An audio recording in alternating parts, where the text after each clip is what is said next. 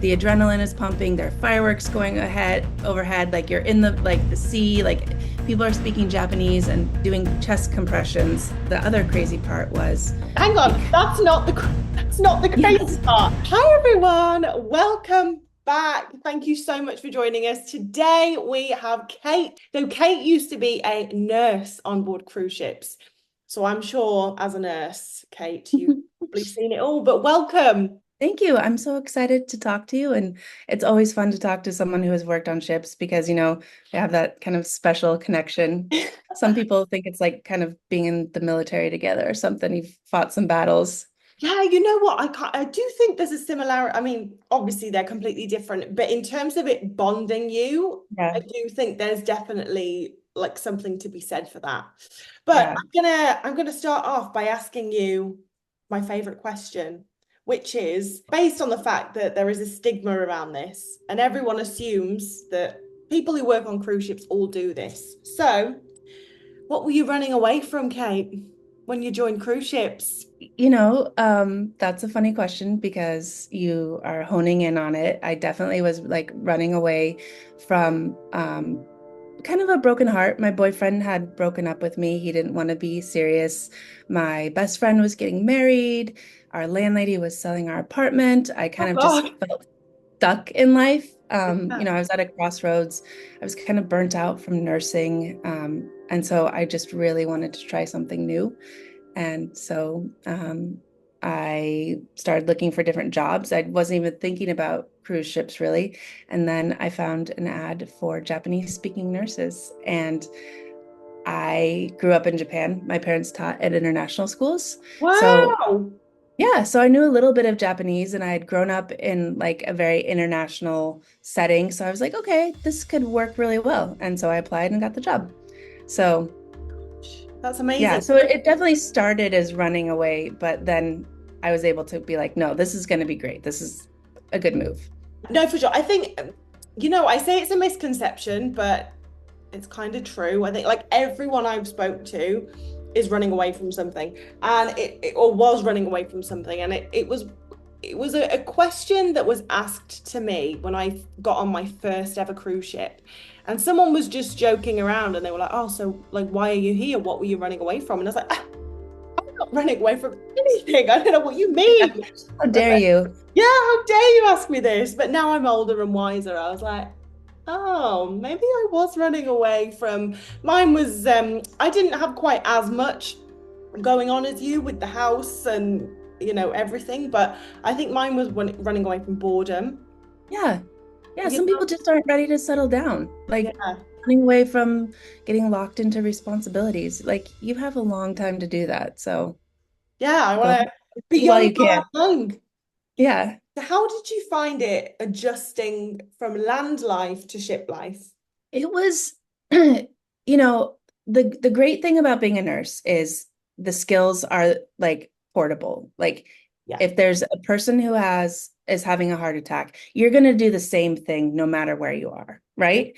Yeah. So on the one hand, like the job itself, like the actual like processes and skills of being a nurse, that was not hard. It was everything else that was like a huge adjustment, for sure. Like just learning how to navigate like which uniforms you wear when and on which day. Like, are we wearing formal? Are we wearing like, is it whites or is it navies? Are we like, and the fact that at least the cruise line I was on, different captains kind of had different standards. So one captain might let medical staff go up in passenger areas in scrubs, and the next captain might be like, no way, you need to wear your normal uniform.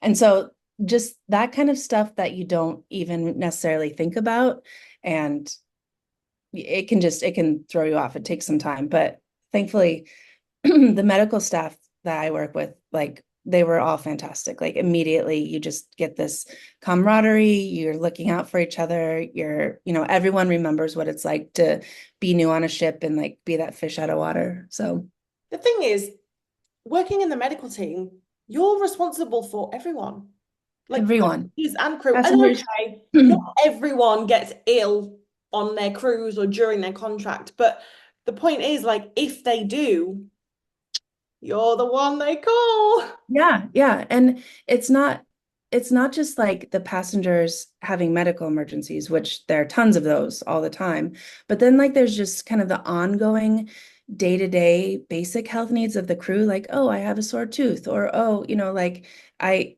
I cut my finger in the galley. And so like you're providing different levels of care. You're providing like kind of the general practitioner stuff, and then you're providing the emergency stuff.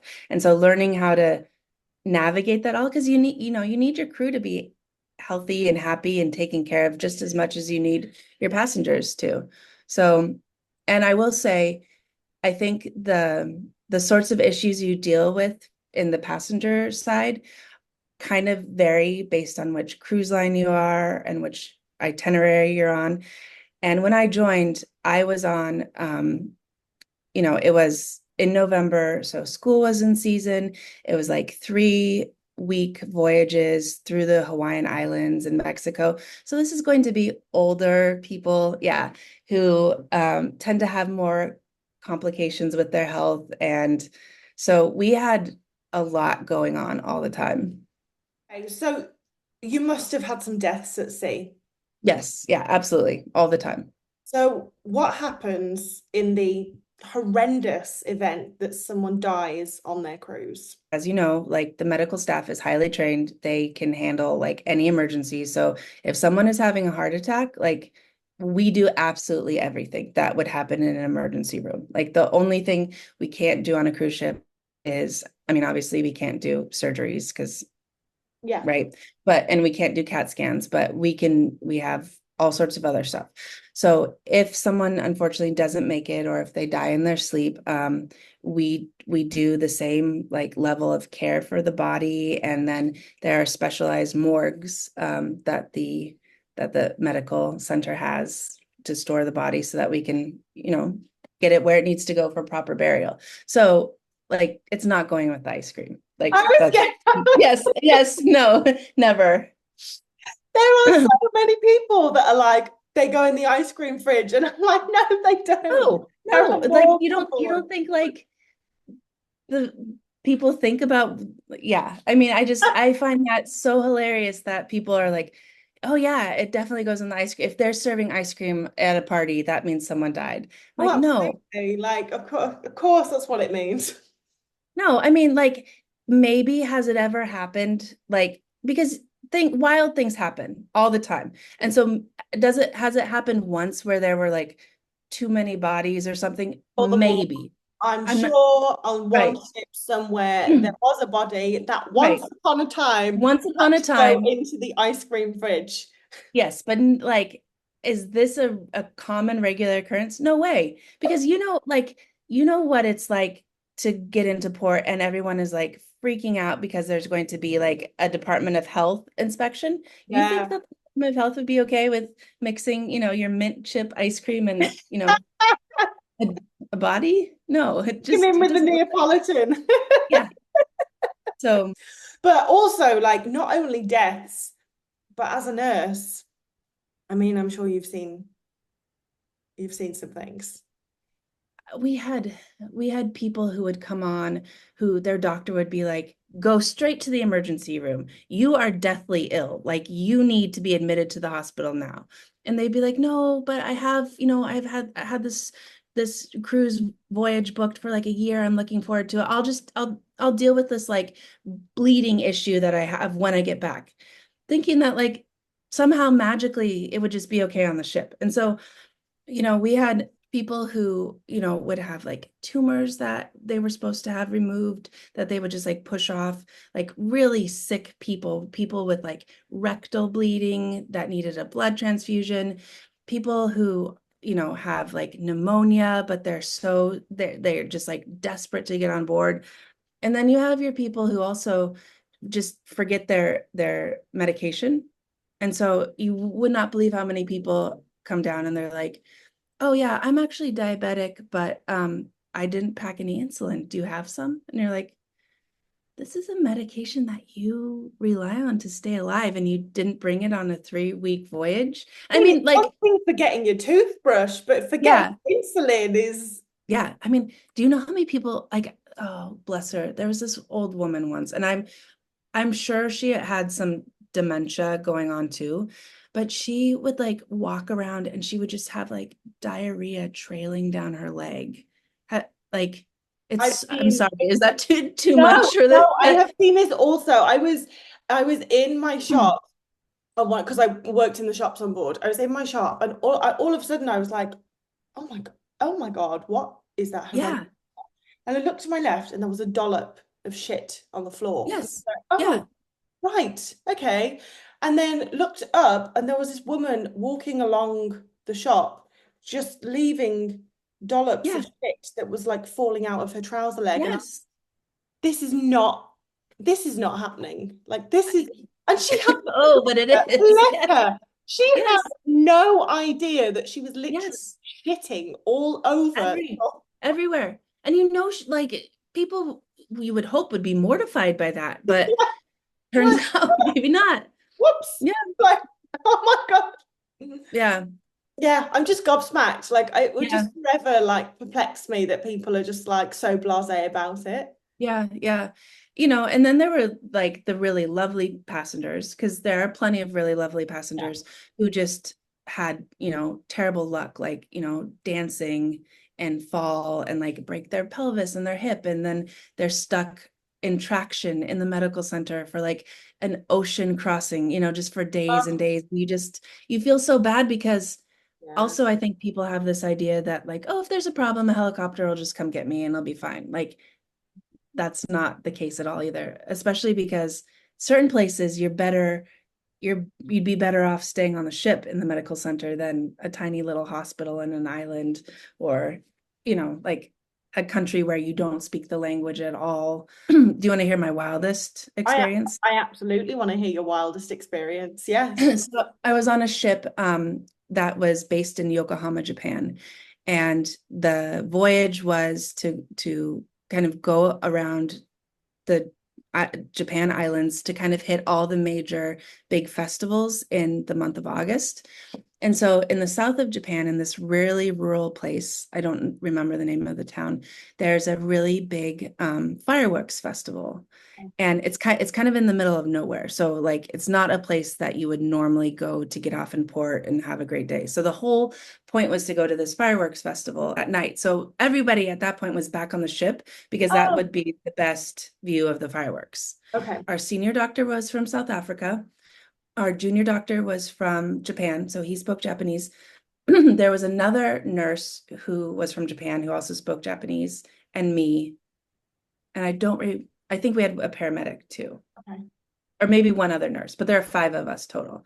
And it was a ship that had like probably 3,400 passengers, 1,200 crew. So a lot of people on board. Well, in the middle of this fireworks display, which was amazing, everybody was out like looking at the sky. It was beautiful. We get a call over the tannoy for a medical alert. So the whole team rushes.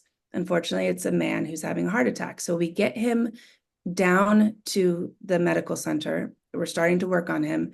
And the exact same call goes out again for another medical alert. And so two of us run up to see what's going on, thinking like, oh, maybe the bridge is confused. Maybe like they're calling it again, not realizing that we took care of it already. Sure enough, it's a lady having a heart attack. So we bring her down to the medical center. And while we're getting her stabilized with the other guy in the other room, we get the exact same call for a medical emergency, and a third person is having a heart attack. Oh, So normally you'd think, okay, at least we're already anchored, we're close to shore. But because there were so many fireworks, they could not get a helicopter to come pick up these people. So the Japanese Coast Guard had to bring a boat to the ship. There was only room for two of the passengers, so they decided to send two of the sickest, like who are doing the worst at that point, to go on. It was like an hour-long ride to get to the closest port, and then we had to get in a Japanese ambulance for like another 45 minutes to get to a hospital. So the Japanese doctor and I had to leave the South African doctor, and then we left the Japanese nurse because we wanted one Japanese crew member and medical staff on board. So it was the Japanese doctor and me on this Japanese Coast Guard boat that was like tiny open air boat, like on the deck of it, like basically doing chest compressions the whole way with these two elderly passengers trying to get them to the shore and then into the ambulance so that the Japanese medical crew could take over. And it was it was unlike anything I've ever experienced before or to this day after that. I mean, it was just, like the adrenaline is pumping, there are fireworks going ahead overhead, like you're in the sea, like people are speaking Japanese and I knew some Japanese, but not fluent by any means. And then the other crazy part was Hang on, because that's not the crazy yes, part. so we had our stretcher and bottles of oxygen from the ship that we had to take on the Japanese Coast Guard boat. And so once the Japanese doctor and I got out of the Japanese ambulance, he gave report to the doctors at the hospital because, and at this point, it's like midnight probably. We're in this small town. Everything is closed. We're walking with like all this gear from like place to place, trying to find a hotel or any place open that had room because also it's summer vacation. So everything was booked up. So he finally found one room in a hotel that we could stay in. So he and I, like, he slept on the floor and let me sleep on the bed. He was so, he was such a great guy. Um, and then the next morning, because the ship had pulled up anchor and like left after the fireworks show, they were like halfway back up the country. So because we had these oxygen tanks and you can't go on the trains in Japan or anywhere with an oxygen tank because it's explosive, we had to take like it was like a $4,000 or $5,000 taxi ride like literally up to Osaka, like Oh, 7 hours in this cab to $1,000 meet, taxi yeah, ride. to meet the ship and like not, like not get left behind again. And so we Why did you have like this probably sounds like a really stupid question, but why couldn't you just ditch the oxygen tanks? because like we didn't have any more stores coming on board with like medical side They supplies. still had like So oxygen left in them, so you could still use. yeah, and we could also refill them Oh, on the ship. And so if we didn't have them, we could get into a really bad situation if we had people coming in. okay. So yeah, there was no way we could like leave that stuff behind because it's critical to taking care of people. Oh my God. Yeah, we got, I think it was Osaka, we got onto the ship and like just as it was about to leave. And then I was on duty that night, like you know how it is on ships.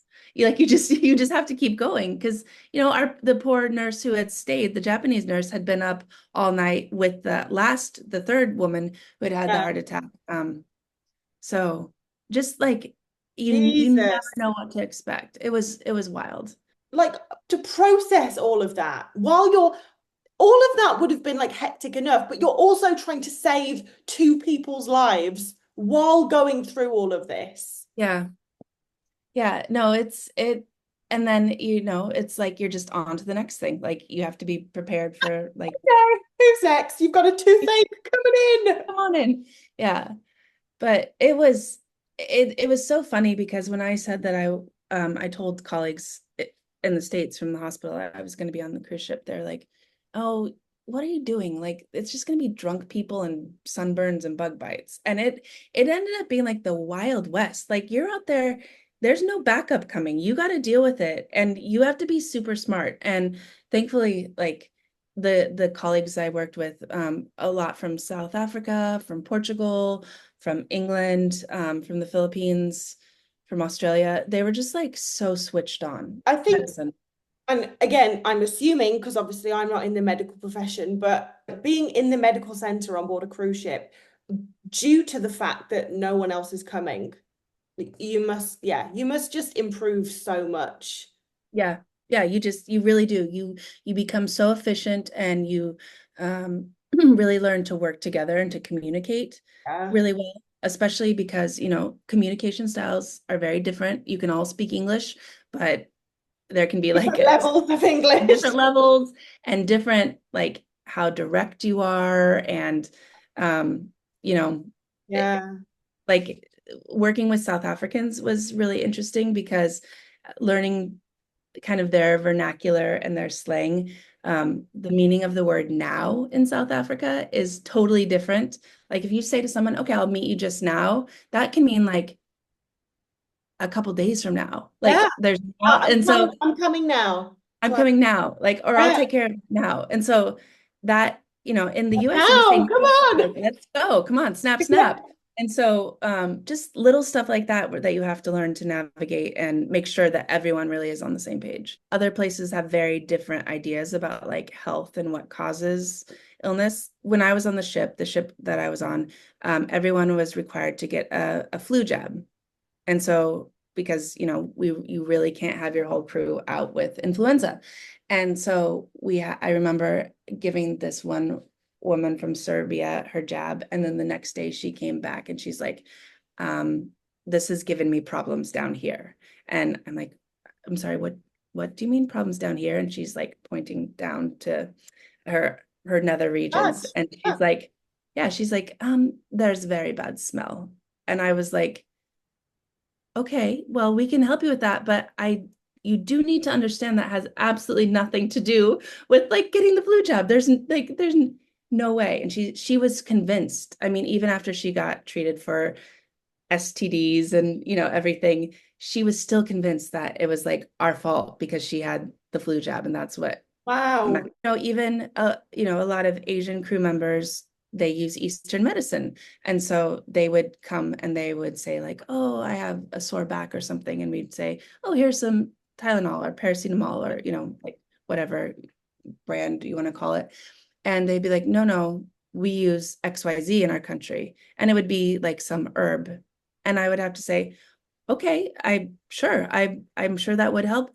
Unfortunately, we don't have that. We have pharmaceuticals, like we have Yeah. prescription drugs that we can give you, but I don't have any of this herb that Yeah. you Like, traditionally oh, no use. problem. Let me just nip out to my garden and pick some Yeah. herbs for Yeah, you. make you poultice from it. So, just like and they would be like kind of upset. And I understand, like when you don't feel good, you want the thing that you go to. But Yeah. So have you ever had to breathalyze a yep, creature? Yeah. yeah. You're In like, fact, yeah, many, many times, many many a times. time. Yes. It was it's always funny because like now back in the States, and I'll see someone who is drunk and my husband will be like, how can you tell they're drunk? I'm like, no, you don't understand. Like that was a huge part of my job, like being aware and breathalyzing people. And I was never on ships. I was on ships where like people did a pretty good job of monitoring their own behavior. Mm. And if they didn't, they would just go back to their cabin as quickly as they could and sleep it off. But there were definitely, especially two types, like either younger people who didn't really know how to hold their liquor and know how to like deal with it, or the hotheads in the bar who would like, want to get in a fight with another crew member over a girl or over, like something. And so then a fight would happen, and that's when we would have to get involved with the breathalyzer. Oh, So yeah, I will never forget this. Because I've always said this. I'm like, if you're going to go to the crew bar and get drunk, that's actually okay. If you're just going to have a good time and go back to your cabin as soon as the bar closes, you'll probably be fine. But it's when yeah. you start like walking around the ship. Like I remember, I'm not going to say what ship it was on. We all went to crew bar. This guy got very, very, very drunk, like paralytic drunk. So much so that once the bar closed, he decided to walk up to the bridge and Oh, bang on the door. good thinking. Um, and, obviously one of the senior officers answered the door to this guy passed Yeah. out in front of the entrance to the, Yeah. and he was First officer, the watch is like, great. yeah, I was just like, oh God, like why? Why? Like with people like that, I always wondered if it was like some subconscious like desire to self-sabotage to go home, like Yeah. because that's just beyond bad judgment. Like that is Yeah. that is so far beyond. No, I think And you are right, actually. There must be an element of self-sabotage in there because, like, why why would would you do you do that? Yeah. It was Yeah. always my biggest fear, actually, while I was on cruise ships, getting sent home for being breathalyzed. Because I just thought, how embarrassing. And this is like no shade if it's happened to you, like it happens to a lot of people. But I was just like, how embarrassing to have to like go home. And when people, Yeah. oh, so why did you get fired? You're like, because I can't handle it. I can't handle my alcohol. Yeah. And I mean, it's sad because a lot of people work really hard to get a job on a cruise ship. And then, Yeah, it's hard. yeah, and they have people back at home depending on them. And, Yeah. um, yeah, no, it was always a tough scene because, like they don't Mm, mess around. Like if you blow the number, you're out of there. yeah. And as the nurse or the medical staff in charge of it, you have to be really careful. Like there's chain of custody issues because it can become like a legal issue too. Um, because if someone is getting fired based on, whatever they blow, you have to make sure you're doing it right and accurately so that they're not fired based on bad information. Yeah. Um, that always made me nervous too, because you're holding someone's future kind of in your hands. But ultimately, they they're Mm. the ones that made the decision. So Yeah, absolutely. Like on another ship, we were having a cabin party. We were drunk, and the guy next door called the night. What's it called? The night officer. No, it's not yeah, that. I don't know. Night but watch, whatever. yeah, Called him and obviously said there's a cabin party going on next door. Can you shut it down? So he came and knocked on the door, and there was about seven of us in this cabin and just chatting, drinking. But obviously, when you've had a drink, you're louder than yeah, realize you are. Anyway, so he knocked on the door and he said, "Hey guys, really sorry, like, but party's over. We've had a noise complaint. It's like 4 in the morning. Go to bed." So I went to bed because normally, if it gets to the point where the guy has to knock on your door, you're already done. yeah, Like yeah. You got to strike against. yeah, like he just takes you to the medical center, you get breathalyzed, and that's your career over. So the fact that he like just knocked on the door, could see that we were all pissed, but was like, just please go to bed. Just go to bed and it'll save us all the Save us trouble. all the trouble, right? Yeah, exactly. Anyway, but there was a few people that decided to carry on partying. Obviously, I didn't know this because I'd had the good sense to go to bed when I was told. So I woke up the next day to find that the three people had been breathalyzed because they carried on partying. He was called again, and again he didn't. He was like, "Guys, go to bed," and he actually walked them to their cabin and was like, "Right, stay there." And then they came back to the part and carried on partying. So of Yeah, course, the third time he was like, "Right, you fuckers." There's yeah, yeah, because he's like, well, there's nothing I can do now because now it's my arse on. yeah, right. Like, Yeah, if exactly. if the senior officers find out that I came 3 times and didn't take you to the medical center, like that's going to look bad on me now. Yeah. So obviously, it had to be breathalyzed, and they were fired. And I remember seeing them the next day, and they were all like, "I just can't believe it." And I'm like, "What do you mean you can't believe it? He came 3 times." Yeah, you're not the victim here. You were the Yeah. one. Yeah. Yeah, but it's crazy. There were a couple times when the medical center like would host a party either in the officers bar, the wardroom, or the crew bar, and it would be a costume party like for Halloween. I remember one. Yeah. Um, and then we would get a call for an emergency in the passenger area, and so we would have to like run up there in our costumes, like fake blood. I remember a paramedic was like dressed like a zombie, and the passengers would be like, what? You know, What's going on? But then they'd be like, oh yeah, that makes sense. I mean, you're just at a party, so you come right up and deal with, sprained ankle or whatever, stroke, yeah. whatever it was. Wow, But that that would poor happen. guy being resuscitated. He's like, why is there a zombie trying to give me the Yeah, like, kiss alive? yeah. But that, as medical staff, even on your nights off, you're still on call because if there is a big a big issue, everyone reports no matter what, whether you've been drinking or not. So that always like is in the back of your mind. I remember one night we were leaving port and it was probably, I think it was around 2 a.m. and I was off that night. And um, the pontoon door, Right. where tenders normally go out, like fell off essentially. And water was rushing into deck two, like to the laundry down there. And so it was a big emergency. And the Those doors are massive as well. So massive, it was it's a a huge huge hole issue. in the side of the ship. Yeah. And so the one of the guys who got there first, he was like the hotel engineer. So he ran down there and I don't know exactly what happened, but he ended up like getting mildly electrocuted because of all the water rushing in with the Yeah. laundry equipment. And so a bunch of the medical staff had been in the crew bar. It was like you know how they have different nights for like different Independence Days. It was like Yeah. Peruvian. So like Yeah. the people are like dancing and having a great time because Yeah. Peruvian night is always great. A good Yeah. one.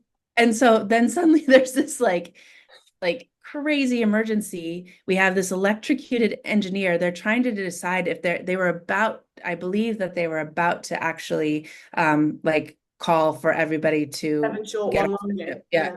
Yeah. And they decided not to because they were able to like lock it off with the watertight doors. But we had to go back to Hawaii, disembark all the passengers. The ones that could fly had to be like flown home. You will not believe how much Xanax we had to hand out like in the medical center for people with like fear of flying. And then a lot of people take cruises because they can't fly because, either they have some condition or they're afraid or they have a wheelchair. So then those people had to get off. We had to find hotel reservations for them until another ship could get there and like take them aboard to get them home. So then it was such a huge headache. It was such a big disruption. However, it was amazing because we brought in all these contractors um, who were going to work on the ship, and we got to cross the ocean with no passengers, just crew. So then it got like really, really fun because suddenly, Yeah. like your responsibility level goes way down. Yeah, And like, we, woo, give me a yeah, drink. yeah, pretty much. So, and then from there we went into dry dock for like 3 weeks. So it Oh, was like a month of just like, amazing. yeah, it was really, it was, Uh, I mean, I hate to say it was worth it in the end because I'm sure it cost the company millions of dollars and people's dashed vacations and everything, but it was but quite the hey, time. it wasn't your fault. You It just was got, not my fault. I yeah, was sober. I showed up when the alarm went off. I helped the electrocuted guy. Like I did my part. So, your part, yeah. But yeah. anyway, Kate, I'm loving these stories, but I want to know about your book. Yeah, so it's called The Unsinkable Allie Brown Yeah. RN, and it is a novel. It's a mystery romance, Okay. and I wrote it definitely inspired by my time on cruise ships. Oh, Um, okay. it's not 100% autobiographical, but there are a lot of, you'll see a lot of the same kind of themes that we've talked about today about the idea of running away to sea because you're trying to escape something or find something. And Right, okay. um, it's a mystery. And I was really, really kind of the whole time I was on ships, I was really aware of the fact like it's like a small town Yeah. and everybody always knows. Like you can never get away with anything on a ship. And so part of me the whole time I was on a ship, even though I am like very much a good girl, I follow the rules, I have like a little like evil genius mastermind streak where I'm like always Yeah. thinking like, okay, if I was going to be a stowaway or like sneak aboard, like how would I do this? Or like if I was plotting something, Yeah. how would I make it happen? So yeah, so I got off ships because that boyfriend who told me he didn't want to be serious actually got back in touch with me and was like, "Oh, I've made a big mistake." And I was like, "Well, I'm having a great life. I am on leave in a couple months. Like we can get a Yeah. drink and catch up." And then here we are like 5 years later with Oh, two kids. congratulations. Yeah, two kids living on like basically a farm in rural Maine. But so that's why I left ships. I would have done it forever otherwise because I loved it Yeah. and I missed it. So I wanted to write, it's the second one is coming out in December, but it is a series about a nurse who solves mysteries on cruises and like her little love journey along the way. And I wrote it to like give readers a really good idea of what life is like below decks because I know like people rightly so are so curious what it's like to be crew because Yeah. it's like you're told like crew only and it's right there on the other side but you have no visibility into it because up up in passenger areas there's like this beautiful facade and you can just imagine what is behind it and so I kind of wanted to peel back the curtain a little bit Yeah. uh, everything from like romantic relationships to just like how things work in the medical center and everything Yeah. else so I yeah can't wait to read it. Like, I'm so excited to read it. it's so far I've gotten like a lot of 5-star reviews on Amazon. People like not even people I know, like genuine customers who Okay, have like, bought Mom, like give me a 5 star. yeah, yeah, no, my mom has not even written a review of it yet. Like she's my Okay. biggest fan, but she hasn't yet for whatever reason. But Okay. um yeah, it's I wrote it also to be kind of like the perfect vacation read, like just like fast, snappy, interesting, keeps your attention, perfect by the pool, but it's not too intense. So, like, Okay.